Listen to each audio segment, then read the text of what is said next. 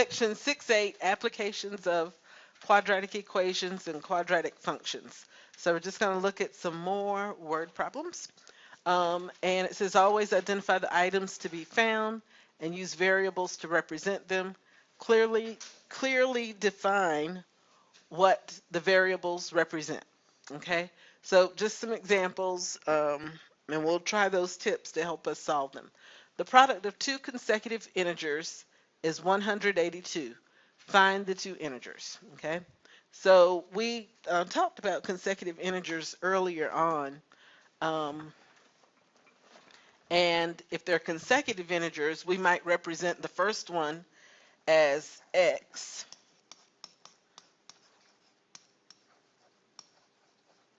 and the next integer would be what? X plus 1. Okay, very good. Second integer. They don't specify even or odd. They just say two consecutive integers. So we got x and x plus 1. Then they tell us that the product is 182. So how could I write that in a math equation? Not plus, but times, right? Since it's a product.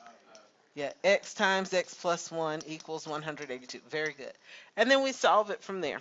Okay, so I'm going to multiply out. We get x squared plus x equals 182, or x squared plus x minus 182 equals 0. Okay, we need to find the factors of 182 that would, or negative 182 that add up to 1. That might take us a minute.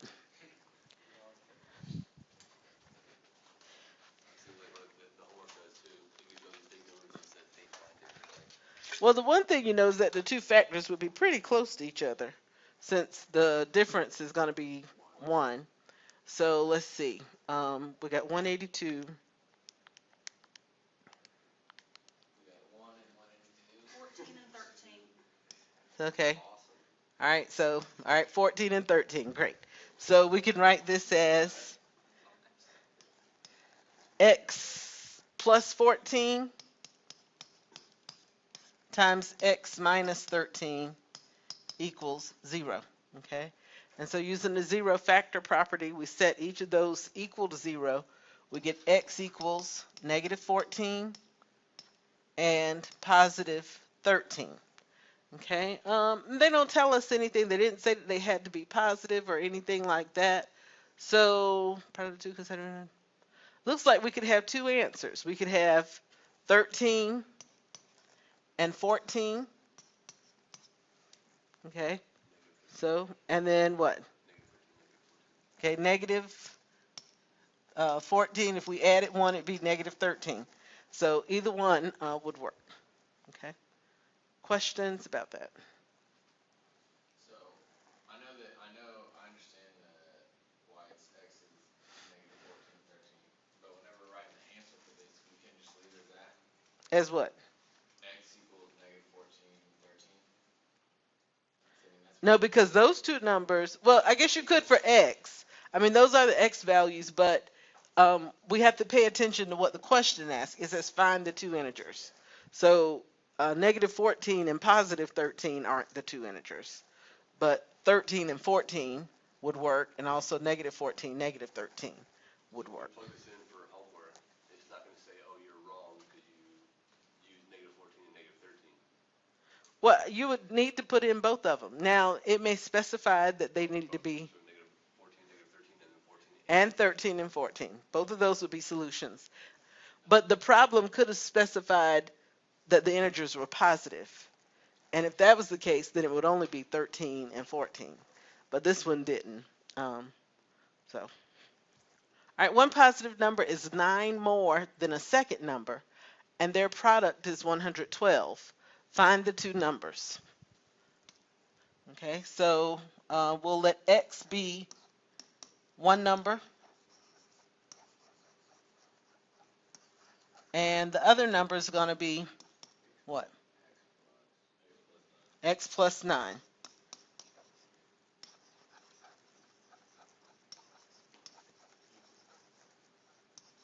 Okay, and so the equation is,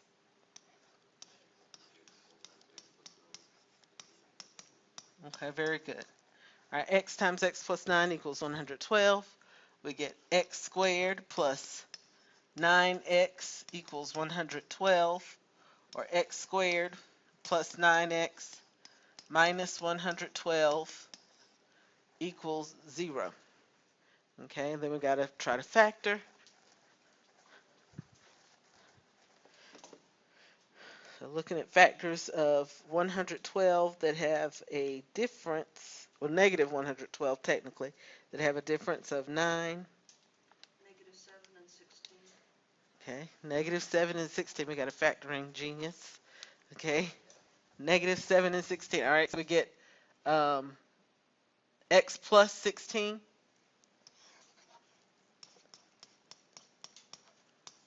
and x minus 7. Was that it? Okay, equals 0. All right, 16 times -7 is 112, and then 16 plus -7 is 9. Very good. So we get x equals what? -16, or x equals 7. However, they specified that it had to be positive, so our answer in this case would be what? 16. And set, right, the two numbers. So our answer would be 7 and 16. It doesn't matter which way you write it, 16 or 7. 16 and 7, 7 and 16. Okay. Okay, same thing. Okay, questions about that?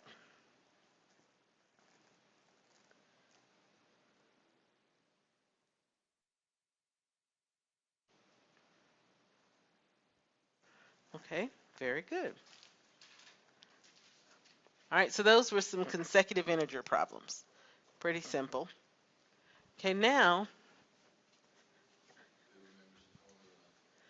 well, this is just area of a rectangle, so it's just what? W. Area is just length times width. Okay, for a rectangle, area is just length times width. Okay, so they tell us the length of a rectangle, and in this case, I'm not going to define L and W because they're commonly used to represent length and width. Okay, but it says the length of a rectangular rug is twice its width. So what am I going to do with that statement? 2W then. Okay, L equals 2W.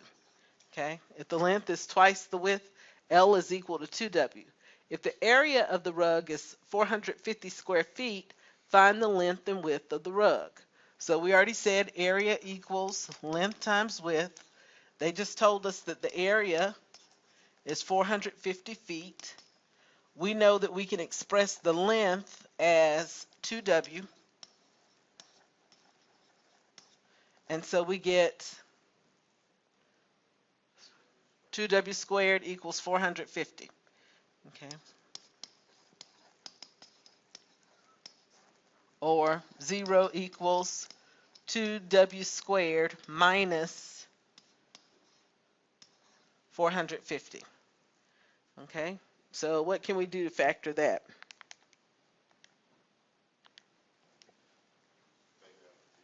Okay, factor out of 2.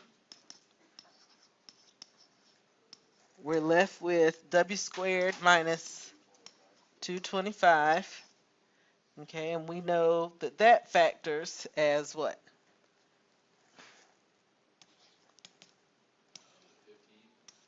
15. Okay. Yep. W minus 15 times W plus 15. This was our difference of squares pattern. And so we can set each of these equal to 0. And when we do, the only one that makes sense is W equals what? 15. Okay. W equals, I could say, or negative 15, but that doesn't make sense if we're talking about width. Okay. What do we do with that too? Just leave it alone? Leave that, Yes. it stays out in space? Well, remember, let's talk about that. Okay. The zero factor property. So it says if we have a product that's equal to 0, at least one of these factors has to be 0. But I can tell you what this factor is. It's a 2. Now, if there had been a 2W there, then we'd say W equals 0. But this is just a 2, so we don't do anything with it. Okay. All right, so we got W equals 15, and our length is going to be what? Twice our bid, so 30. Okay, 30. All right, we said the length was equal to 2 times W, so 2 times 15 gives us 30, and this was feet. Feet. So we'd say 30 feet by 15 feet. Or length is 30, width is 15. But shouldn't that add up to 450? So you can make it. Not add up, but the product. So 30 times 15 should give us 450. Okay, very good.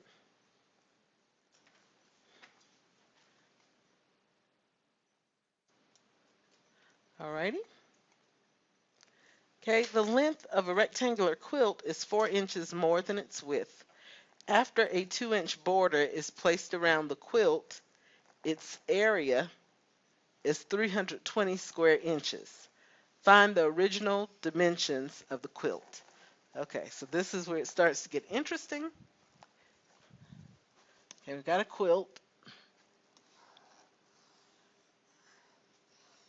and it says the length is 4 inches more than the width, so we're going to say L equals what?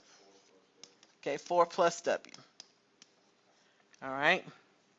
But then we're going to add a 2-inch border. So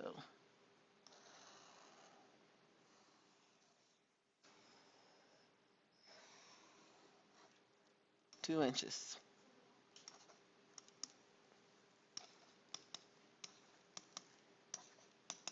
Let's say this is the width, and then this is the length from here to here. Okay? All right, and they tell us, is that a good picture? Okay. All right, they tell us that the area is 320 square inches after we add this 2-inch border.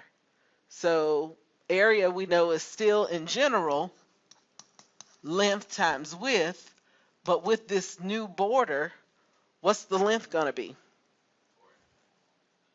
Okay, 4 inches more because we added 2 inches on each side. Well, if this is the length, 2 inches on top and bottom.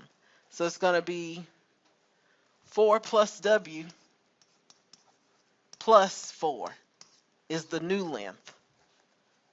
Does that make sense? Okay, and then the width would be what?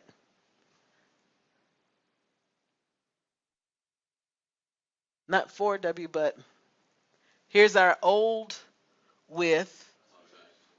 We add 4 to each side, so that's going to be W plus 4.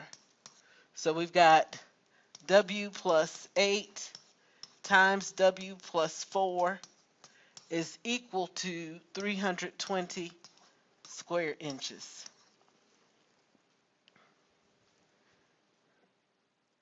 Okay. All right, so why don't you see if you can solve that one from there on your own.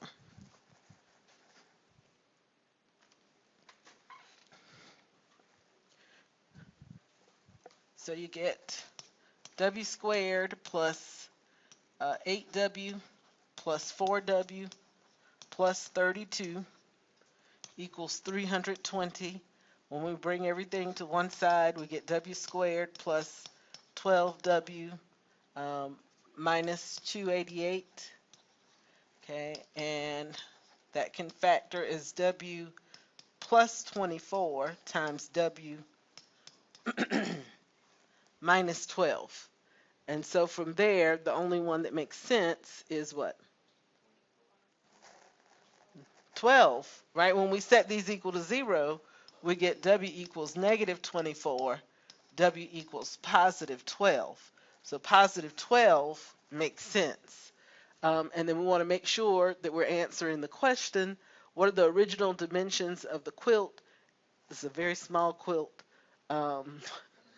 It's going to be 12 inches by what? We didn't write it down. Oh, wait, we wrote it right here. 12 inches by not just 4, but 16. 12 inches by 16 inches. We had to add 4 to get the length. Nope. Because the old dimensions were just like here we had just W. To get the new dimensions, it was W plus 4. And then the new or the original length was 4 plus W, and we added another 4 with the border.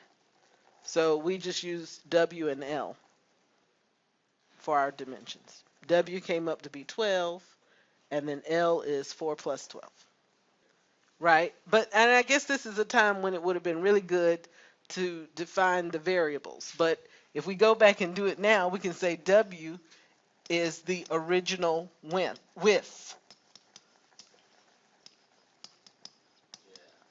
And then the new width, if we wanted to talk about it, was W plus 4. Yeah, so I get we took all that out. Right. So we went back down to W, which was our original width. Yeah, okay. Okay. And W plus 4 also was our length, original length. Yeah, 'cause we Another example, standing on a platform. We kind of talked about this yesterday with throwing. I think we were kicking a ball.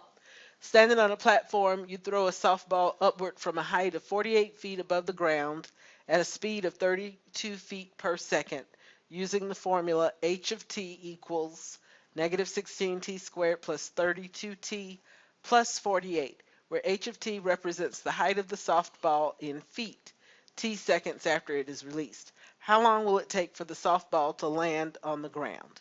Okay, and we talked about this on yesterday. If an object is on the ground, that means that the height of the object, h of t, is equal to what? 0. Okay, very good. So we want to solve this thing for 0. Okay, 0 equals negative 16t squared plus 32t plus 48. Okay, and if I'm going to factor this, the first thing I should do is what? We could take out a 16, right? A negative 16. Okay, negative 16 times t squared minus 2t minus 3. Okay, and that factors as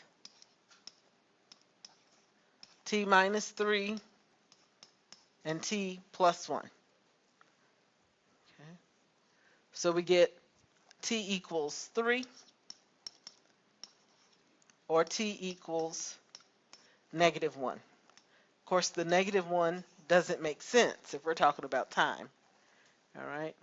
So how long will it take for the softball to land on the ground? We'd say 3 seconds. 3 seconds.